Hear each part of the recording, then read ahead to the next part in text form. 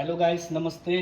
मेरो चाहिँ आज डे 1 मर्निङ चाहिँ स्टार्ट हुँदैछ होइन। अनि किन भनेपछि अब आजभोलि हेर्नुहोस् पेट बढेर त्यही भएर मैले चाहिँ अब एकदम डाइट फलो गरिरहेको छु। अनि यदि तपाईँहरूले पनि आफ्नो पेट घटाउन चाहनुहुन्छ भनेपछि मैले पहिला चाहिँ धेरै अब एक्सर्साइज गर्थेँ, अब आजभोलि चाहिँ हल्का म होइन धेरै अल्छी भएको छु कि। अनि त्यही भएर चाहिँ अब चाहिँ गर्नुपर्छ भनेर लागिरहेको छु। त्यही भएर चाहिँ मैले अब डे 1मा स्टार्ट गरिरहेको छु। जस्तै म तपाईँहरूलाई देखाउँछु। ड्राई फ्रुट हो, यसलाई चाहिँ काजु बदाम अनि चना अनि मुङफलीको दाना बदाम भन्छ, त्यसलाई सबै भिजाएर चाहिँ राति राख्छु मैले। अनि त्यसपछि यसमा चाहिँ पानीमा चाहिँ इलाइची पाउडर, ग्रिन कार्डमम, अनि त्यसपछि कलौस अनि सिनामन दालचिनी, अनि यो चाहिँ यसको पाउडर बनाएर तातो पानी, अनि यो पिन्छु मैले।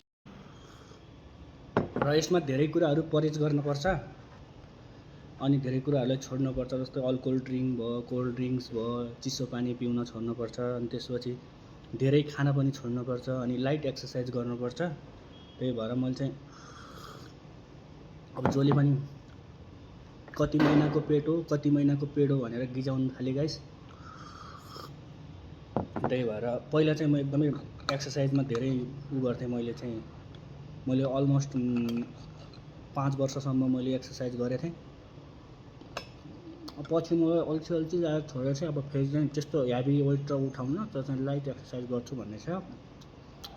त्यही भएर तपाईँहरू पनि गर्न चाहनुहुन्छ भने गरिहाल्नुहोस्। भोलि पर्सि भन्ने होइन, आजैबाट स्टार्ट गर्नुहोस्। किनकि सबैभन्दा ठुलो सम्पत्ति भनेको नै हाम्रो स्वास्थ्य हो, हाम्रो हेल्थ हो। त्यही भएर हाम्रो हेल्थको लागि चाहिँ हामीले एकदम आफ्नो शरीरलाई माया गर्नुपर्छ। धन्यवाद।